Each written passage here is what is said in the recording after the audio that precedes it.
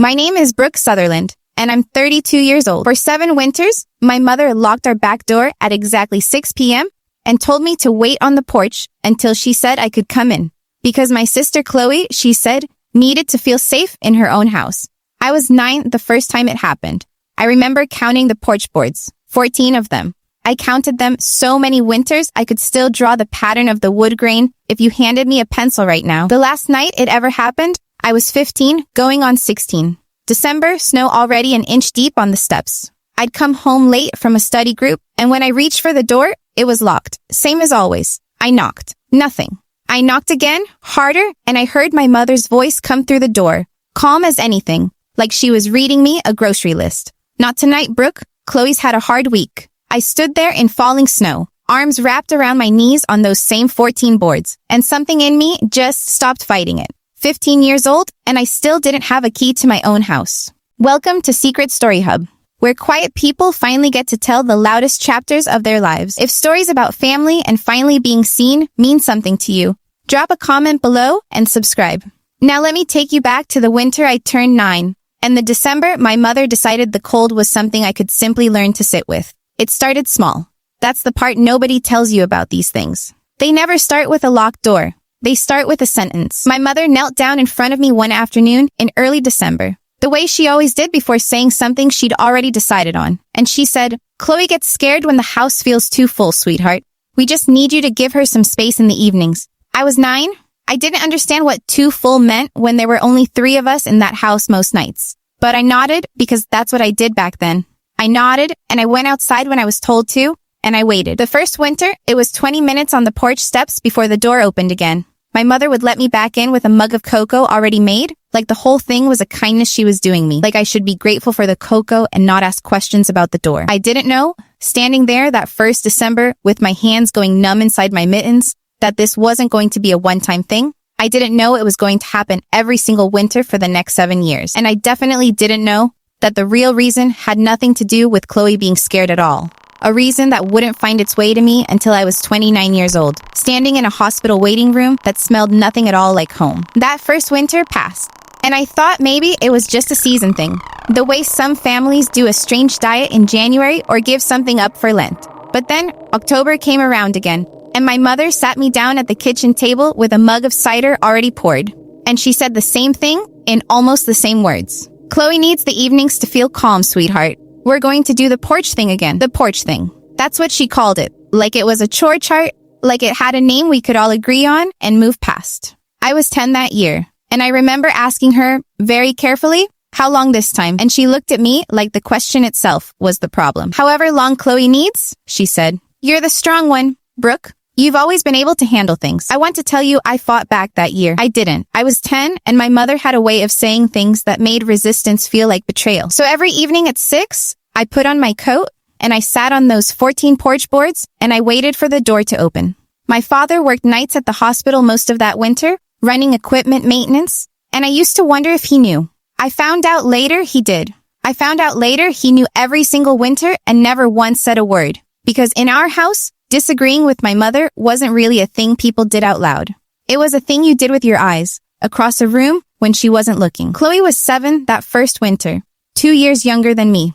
And I want to be fair here, because fairness is the only thing I've ever really wanted anyone to give me. Chloe didn't ask for the door to be locked. Chloe was a kid who liked drawing horses and watching the same cartoon 11 times in a row. She never once asked my mother to send me outside.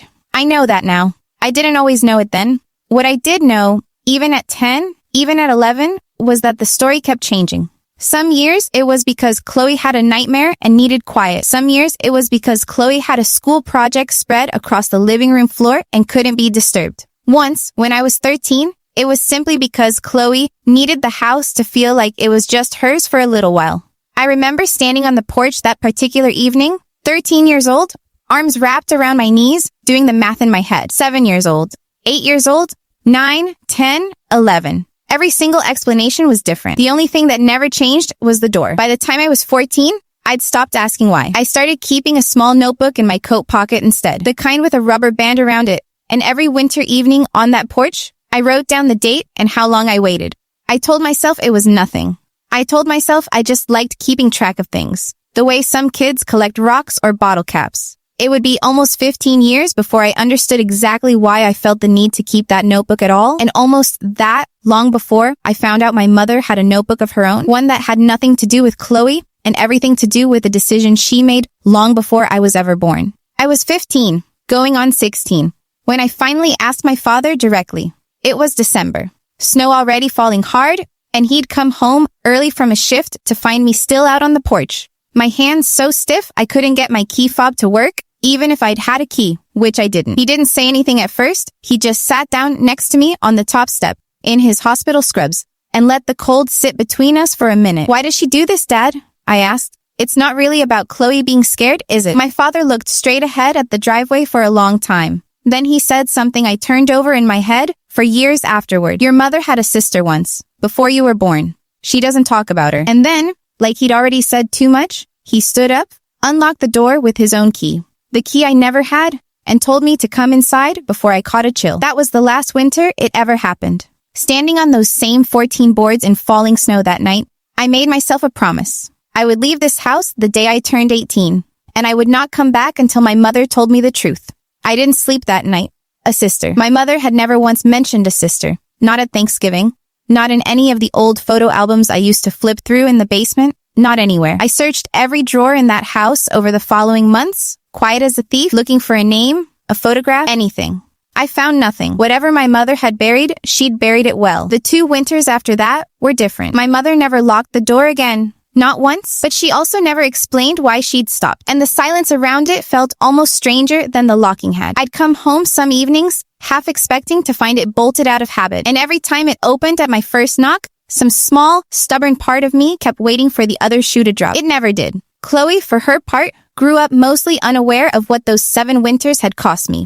She wasn't a cruel kid. She used to slide notes under my bedroom door sometimes, little drawings of horses, and I kept every single one.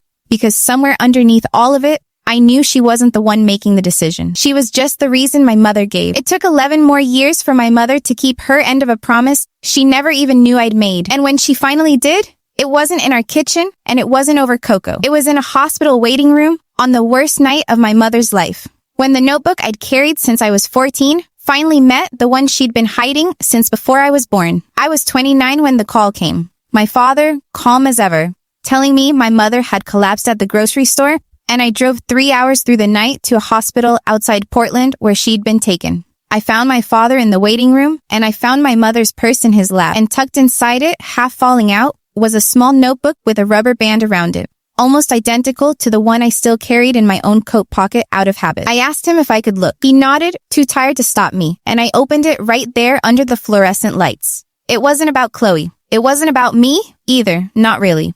It was about a girl named Diane, my mother's younger sister, who had died in a house fire when my mother was 11 years old.